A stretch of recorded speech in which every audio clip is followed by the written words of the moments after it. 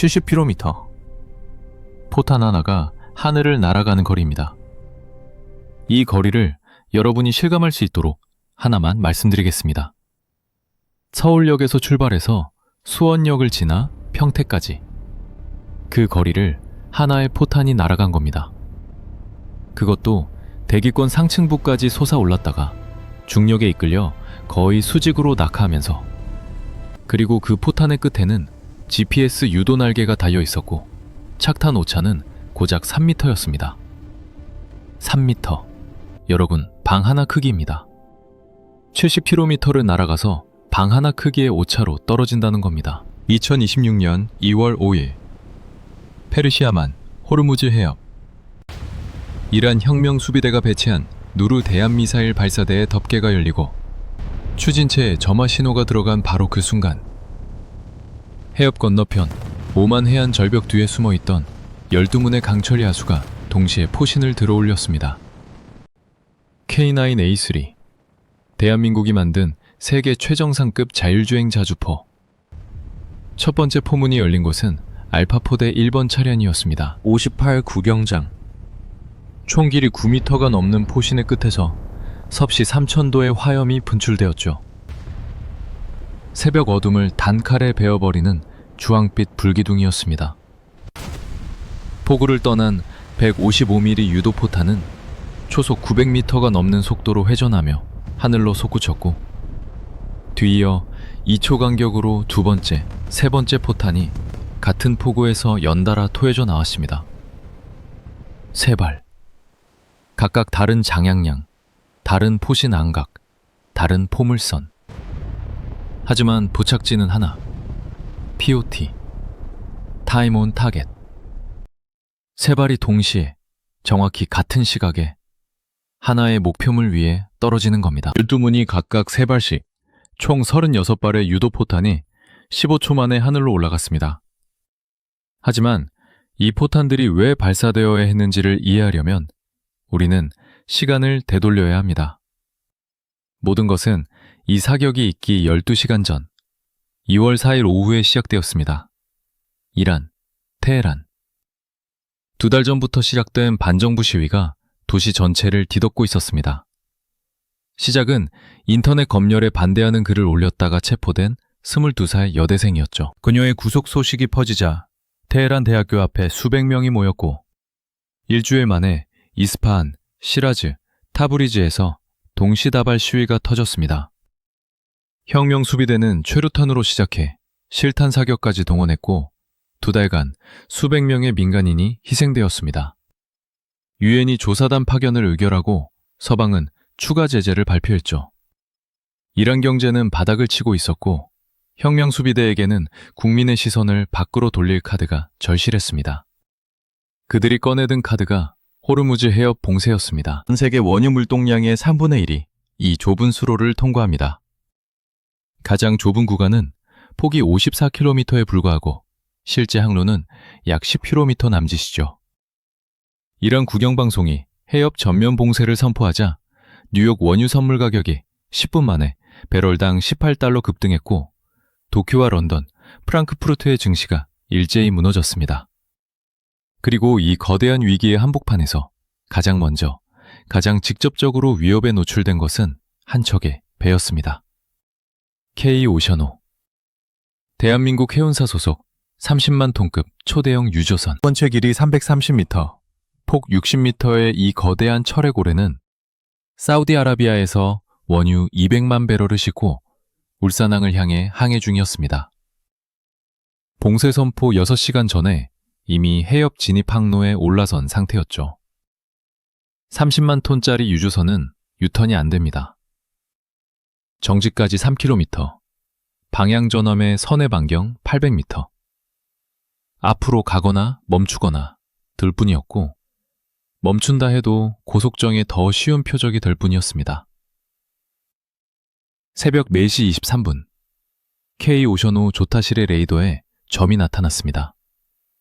하나, 둘, 9개, 12개. 시속 40노트가 넘는 속도로 양쪽에서 접근하는 이란 혁명수비대의 보그 함머 고속정이었습니다. 2등 항해사 정민혁 씨의 손가락이 떨리기 시작했고 박스모 선장이 조타실로 뛰어 올라왔을 때 점은 이미 양쪽 12개로 불어나 있었습니다. 포위 기동이었죠. 선장은 즉각 국제 긴급 주파수로 조난 신호를 발송하라 명령했습니다. 그의 목소리는 침착했지만 마이크를 쥔 손등의 핏줄이 굵게 솟아 있었습니다. 바레인 미 해군 제5함대 사령부에도 비상이 걸렸습니다. 하지만 상황은 절망적이었죠. 이란 해안선을 따라 이동식 지대함 미사일 발사대 최소 16기가 배치되어 있었고 사거리 300km의 누르 장거리형은 해협 입구부터 페르시아만 중심부까지 전부 사정권 안에 넣었습니다. 거기에 샤히드 자폭 드론 수십 기가 이륙 준비까지 마친 상태. 항공모함을 넣자니 미사일이 무섭고 토마호크를 쏘자니 유엔 승인 없이는 선전포고나 다름없었습니다. 세계 최강 해군이 꼼짝도 할 수 없는 상황이었죠. 바로 이 순간 바레인 사령부와 서울 용산 합참 지하 벙커에서 동시에 하나의 이름이 거론됩니다. 오만, 스와르 기지. 오만 북구 해안, 호르무즈 해협의 남쪽 턱에 해당하는 이 기지에는 유엔 평화유지 활동으로 오만 한국연합방어군, 얍칭 OKDF가 주둔하고 있었습니다. 핵심 전력은 K9A3 자율주행 자주포 12문. 스와르에서 이란 해안까지의 거리 약 70km. A3의 유도포탄 사거리 아니었습니다. 항공기를 띄우지 않아도, 함정을 진입시키지 않아도 지상에서 이란 해안의 미사일 기지를 정밀 타격할 수 있는 유일한 수단이 그곳에 있었던 겁니다. 이 무기가 어떤 물건인지 말씀드리겠습니다. A3는 기존 K9의 최종 진화형으로 완전 무인화 포탑을 채택했습니다. 포탑 안에 사람이 없습니다. 오직 자동 장전 시스템과 AI 사격 통제 컴퓨터만이 있죠. 포시는 58 구경장으로 연장되어 길이가 9m를 넘기고 GPS 유도 포탄을 쓰면 70km 밖을 오차 3m 이내로 때립니다. 발사 속도 분당 10발 이상. 자동 장전 시스템이 포탄을 집어 올려 약실에 넣고 발사하고 탄피를 배출하고 다시 장전하는 주기가 6초. 그리고 한문이 서로 다른 안각과 장향량으로 연속 3발을 쏘면 3발이 각기 다른 포물선을 그리면서 정확히 같은 시간에 목표물에 떨어지는 TOT, 타임 온 타겟 사격이 가능합니다. 적은 첫 폭발을 듣는 순간 이미 나머지 포탄이 머리 위에 와 있죠. 그리고 결정적으로 자율주행. 사격 후 30초 안에 스스로 진지를 이탈합니다. 적의 반격이 도착할 때 A3는 이미 수백 미터를 이동한 뒤입니다. 오만 정부는 2시간 만에 교전 권한을 승인했습니다. 단, 이란이 먼저 무력을 행사할 경우에 한해서만 선제 타격은 안 된다. 적이 먼저 쏘는 것을 기다려야 했습니다. 작전명, 데저트 엠빌. 이 작전을 이끈 3사람이 있었습니다. 오만군 지휘관 아흐메드 알사이드 대위, 34살. 영국 샌더스트 출신으로 감정을 드러내지 않는 냉정한 판단가. 한국군 연락장교 최동현 소위, 26살. 포병학교 수석 출신으로 노트북 3대를 동시에 돌리며 위성 영상과 탄도를 분석하는 사격지휘의 두뇌. 그리고 박정우 중사, 31살. K9과 함께한 12년, 이 자주포의 모든 세대를 직접 운영한 현장의 베테랑이었습니다. 새벽 1시, 경납고의 셔터가 올라가자 12대의 A3가 사막 위장 도색을 입은 채 정렬되어 있었습니다. 한 대 47톤, 12대 합치면 564톤의 강철. 박 중사가 첫 번째 차량의 외부 패널에 손을 올렸습니다. 냉각된 금속의 감촉이 손가락 끝을 타고 올라왔고 그는 마치 전우의 어깨를 두드리듯 장갑판을 한번 쳤습니다. 시동 시퀀스 입력. 1200마력 디젤 엔진의 포효가 경납고를 진동시켰고 매연이 새벽 공기와 만나 하얀 수증기 기둥을 만들었죠. 자율주행 모드. 소등 상태 야간 기동. 40분 후 12대 전부가 라스 아람라 해안절벽 뒤편의 마른 계곡에 도착했습니다. 적 레이더에서 완벽히 차폐되는 천연 엄폐물. 알파 포대 6문이 서쪽, 브라보 포대 6문이 동쪽에 800m 간격으로 분산 배치. 9m짜리 푸신이 별빛을 가리며 하늘을 향해 올라갔습니다. 새벽 4시 52분. 위성 영상에서 이란 미사일 발사대 8기에 추진체 점화열 신호가 감지되었습니다. 하지만 아흐메드 대위는 사격 대기를 명령했습니다. 점화된 것은 7기, 마지막 1기가 남아있었죠. 모든 발사대가 추진체 점화를 걸어야 열 신호로 정밀 좌표가 확정됩니다. 하나만 잡고 7을 놓칠 것인가? 모두 드러낼 때 한 번에 잡을 것인가? 기다리는 매 초가 K 오션호를 향한 카운트다운이었습니다. 30초가 흘렀습니다. 지휘소한 시계 초침이 한 칸 움직일 때마다 심장이 쪼그라드는 느낌.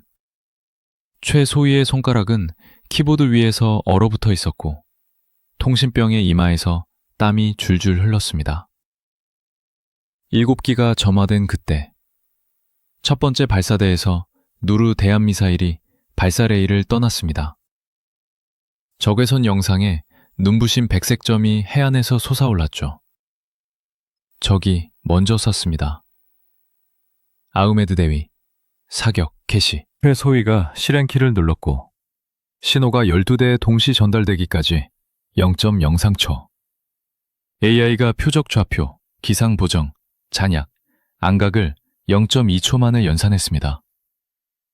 약 실내 압력 3000기압, 온도 3000도. 포탄이 9m 포열을 0.009초에 통과하며 초속 920m로 포구를 떠났습니다. 음속의 2.7배. 포구에서 5m까지 뻗어나간 주황빛 불기둥. 충격파가 절벽에 부딪혀 이중으로 구막을 때렸죠. 12문에서 각 3발씩 36발이 15초 만에 하늘로 올라갔고 와지 전체가 화산의 분화구가 되었습니다. 즉시 슈트 앤 스쿰. 12대가 20초 만에 원래 위치를 이탈했죠. 포탄은 25,000m 상공까지 올라갔습니다. 영하 56도, 공기 밀도 지상의 20분의 1. 최고점에서 접이식 유도 날개가 펼쳐지며 쇳덩어리가 유도 무기로 변했습니다. GPS 수신기가 위성 신호를 잡고 초당 수십 회 궤적을 보정하며 낙하. 포탄은 레이더에 잡히지 않습니다. 자체 추진이 없어 열 신호가 거의 없고 반사 면적은 새 한 마리보다 작죠. 92초 후 바시두섬 서쪽의 첫 번째 발사대. 세 발이 동시에 떨어졌습니다. 고포 파편 탄두가 기폭하며 수천 개의 파편이 초속 1500m로 퍼졌고 발사대의 유압을 관통하고 충격파가 차체를 들어올렸습니다. 미발사 미사일의 추진체가 유폭하며 직경 30m 화구, 50m 불기둥이 밤하늘을 주황색으로 물들였죠. 이와 동일한 일이 이란 해안 7곳에서 동시에 벌어졌습니다. 착탄 오차 평균 2.7m. 이란 지휘부는 레이더에 경고 하나 없이 하늘에서 벼락이 떨어진 것 같았을 겁니다. 8번째 발사대는 살아있었습니다. 거기서 두 번째 누르가 K 오션호를 향해 날아갔죠. 해면 10m 초저공, 시속 900km. 미 구축함 라파엘 페랄타의 사격 통제관이 수동으로 추적을 잡아 SM-2를 쐈습니다. 텅스텐 파편이 누르의 레이더를 찢었고 유도장치를 잃은 미사일 잔해가 유조선에서 2km 떨어진 바다에 추락했습니다. 기번실에 웅크린 선원 25명이 충격파의 비명을 삼켰지만 영중은 아니었죠. A3 세문이 8번째 발사대에 9발을 집중 사격했고 94초 후 마지막 발사대는 직경 20m 분화구로 변했습니다. 8개 전부 무력화. 하지만 혁명수비대가 마지막 카드를 꺼내들었습니다. 고속정 60여 척이 일제히 해협을 향해 돌진한 겁니다. 보그암모 고속정의 기관총과 로켓, 선체에 폭약을 실은 자폭 무인정이 시속 50노트로 폭주하며 수면 위에 하얀 함적을 그었죠. 수십 척 소형정으로 방어를 포화시키는 수험 전술이었습니다. A3가 탄종을 전환했습니다. 정밀유도탄에서 공중폭발탄과 확산탄으로. 공중폭발탄은 상공 25m에서 터지며 수천 개의 강철 파편을 원뿔형으로 뿌립니다. 한 발로 직경 70m, 축구장 절반을 뒤덮죠. 고속정 바로 위에 안 떨어져도 됩니다. 근처면 충분합니다. 열두문이 최대 사격 속도로 연속 사격을 시작했습니다. 분당 120발. 와지에서 6초마다 불기둥이 솟구치고 하늘에 포물선이 끊임없이 그려졌습니다. 해협 상공에서 공중폭발탄이 터지기 시작하자 하늘에서 천둥이 연속으로 내리꽂히는 것 같았습니다. 파편 소나기가 고속정의 유리섬유 선체를 벌집으로 만들었고 로켓탄이 유폭하며 배가 두 동강 났으며 공포에 급선회한 고속정이 원심력에 전복되었습니다. 확산탄의 자탄 수십 개가 하늘에서 불씨처럼 내려와 도주하는 고속정을 하나하나 쫓았죠. 4분, 약 480발. 60척 중 40척 이상이 불타거나 가라앉거나 멈췄습니다. 그때 새로운 경보가 떨어졌습니다. 이란 내륙에서 샤이드 자폭 드론 6기가 A3 진지를 향해 날아오고 있었습니다. 사냥꾼이 사냥감이 되는 순간이었죠. 아흐메드 대위가 포대 분리를 결단했습니다. 알파는 해상 포격해줘. 브라보는 예비 진지로 이동. 화력을 끊지 않으면서 교대하는 기동. 오만군 판치르 방공 체계가 3기를 요격하고 미스트랄 미사일이 2기를 더 잡았지만 마지막 1기가 해면 50m 아래로 숨어 방공망을 뚫었습니다. 진지를 이미 이탈한 알파 포대의 흙먼지 흔적을 따라 드론이 추적했고 5번 차량을 향해 돌진했습니다. 거리 300, 200, 100m. 측면에서 마지막 미스트랄이 날아와 드론 날개를 찢었고 드론은 5번 차량에서 30m 떨어진 사막에 추락하며 기폭했습니다. 충격파와 파편이 5번 차량의 센서와 궤도를 손상시켰죠. 자율주행 불가. 12문 중 한 문이 전투력을 잃었습니다. 전투에는 항상 대가가 따르는 법이었습니다. 드론이 전멸하자 11문이 해상 포격을 재개했고 미 구축함 화력에 합류하여 자폭 무인정 마지막 3척까지 5km 밖에서 저지했습니다. 새벽 5시 48분 마지막 이란 고속정이 해면 위에 멈추며 첫 새벽 전투가 끝났습니다. 하지만 이란은 물러서지 않았습니다. 봉쇄 계속을 선언하며 본토 깊숙한 산악지대의 지하갱도에서 누르사 장거리 순항미사일 발사대를 꺼내기 시작했죠. 사거리 700km. 내륙 한복판에서 쏘면 A3의 사거리로는 닿지 않았습니다. 갱도 안에 있으니 위성으로도 정확한 위치 파악이 어려웠고 쏘고 나서 바로 이동할 수 있었죠. A3만으로는 막을 수 없는 위협이었습니다. 하지만 A3가 혼자 싸울 필요도 없었죠. 연합작전이 가동되었습니다. 미 중구사령부의 B2 스텔스 폭격기가 이란 내륙갱도 입구를 정밀 타격하여 발사대의 이동로를 차단했고 A3는 해안으로 접근하는 모든 재배치 시도를 70km 밖에서 봉쇄했습니다. 하늘에서는 미 공군이 내륙을 막고 해안에서는 A3가 막는 이중 차단선이 형성된 겁니다. 이 이중 봉쇄는 이틀간 계속되었습니다.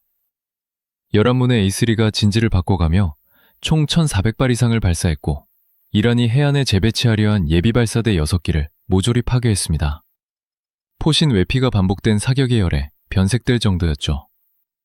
5번 차량은 김태호 정비상사가 8시간 동안 파편을 뽑고 센서를 교체하여 제한적이나마 복귀시켰고 파손된 몸으로 마지막까지 전열에 남았습니다. 2월 7일 봉쇄 사흘째. 해안전력이 전멸하고 내륙발사대마저 꼼짝 못하게 되자 유엔 안보리 긴급 결의안이 통과되었고 이란은 국제중재를 수용하며 봉쇄 해제를 선언했습니다. 호르무즈 해협이 열렸습니다. 미 구축함의 호위 속에 K-오션호가 해협을 통과했습니다. 선교에선 박스모 선장의 눈가에 뜨거운 것이 차올랐지만 그는 꾹 참으며 고개를 돌렸습니다. 뒤편의 선원들 얼굴에도 같은 빛이 번지고 있었죠. 아무도 말을 안 했습니다. 살아있다는 것, 그 하나로 충분했으니까요. 스와르 기지. 11문의 A3가 경납고로 돌아왔습니다. 모래먼지가 두껍게 앉은 위정부색, 열에 변색된 포신. 5번 차량도 수동운전으로 마지막까지 함께 왔죠. 박 중사가 5번 차량의 장갑 안에 손을 얹었습니다. 부상당한 전우의 어깨를 감싸듯 잠시 그 자리에 섰습니다. 경납고 앞에서 아흐메드 대위와 최소희가 나란히 사막의 석양을 바라보았습니다. 페르시아만 위로 내려앉는 붉은 빛이 두 사람의 얼굴을 물들였죠. 서로 다른 나라, 서로 다른 언어, 하지만 같은 임무를 완수한 전우. 대위가 먼저 손을 내밀었고 소희가 잡았습니다. 악수는 짧았지만 어떤 말보다 무거웠습니다. 세계 유가는 안정을 되찾았습니다. 외신들은 극찬했죠. 값비싼 미사일 대신 한국이 만든 가성비 높고 정밀한 강철비가 호르무즈의 봉쇄를 풀었다고. 발사에서 착탄까지 92초, 오차 3m. 한 발 가격이 순항미사일의 수십 분의 1. 대한민국 무기체계는 중공안보의 핵심 파트너로 확고히 자리매김하게 됩니다. 72시간, 11문의 자주포, 1,400발의 포탄, 25명의 목숨과 하루 2천만 배럴의 원유. 그 모든 것을 지켜낸 세 사람의 군인과 한 줄의 강철 야수. K9A3, 호르무즈의 수호자. 이것이 그 72시간의 기록입니다.